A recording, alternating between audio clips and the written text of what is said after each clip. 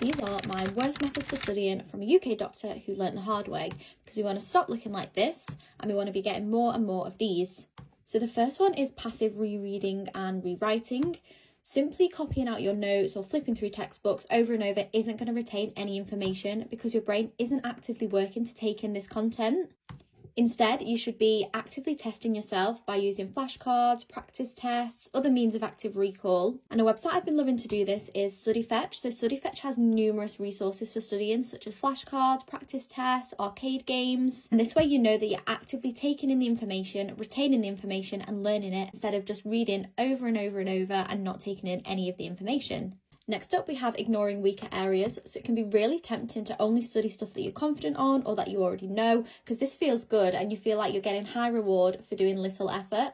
But this is not beneficial because this actually leads to poor exam performance in the areas that you're struggling with. Instead, try to challenge yourself and spend more time focusing on the weaker areas. That way your exam performance will be more stable overall, rather than doing really well in the stuff that you know and not so well in the stuff that you haven't revised because you find it difficult. And next up, we have study marathons and all-nighters. Now, I know this is so tempting to study for hours on end or to stay up all night cramming information, but this is not a beneficial use of your time. Studying for hours on end, your brain just gets super tired and then your level of retention actually drops.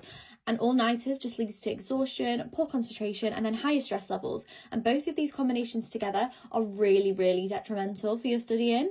You're not going to take in any information, you're not going to retain information, and you're also not going to be learning anything. So you might think spending hours studying is really beneficial, but it's such a poor use of your time. That leads on to multitasking. I know how easy it is to study at the same time as having TV on in the background or going on your phone or having other conversations with your friends. But this actually leads to poor levels of attention, distractions, poor retention, and it actually makes your study sessions longer because you're having to focus harder, spend more time to take information in. Whereas if you just spend some time focusing on one thing with no distractions, you are way more likely to take the information in. And then last up, we have highlighting everything. This used to be me, and let me tell you, it is not the way to go. So drowning your notes in neon colours can just take the focus away from the actual important points. I know it looks pretty, and I know that when you're reading through things, it might seem like everything on that page is important, but this is not going to help you in any sense. Not only is it time consuming, but it just doesn't provide good outcomes because you're focusing on all the wrong things. It can be beneficial though if you're selectively highlighting things and then actively studying those, like the resources we talked about before. So if you use a website like Studyfetch, you can highlight the bits that are important and then input these notes into Studyfetch and generate flashcards and practice tests and make sure that you're actually using active recall rather than passively reading this information. So that pretty much sums it up, but stay tuned for my best methods of studying video, which will be up soon.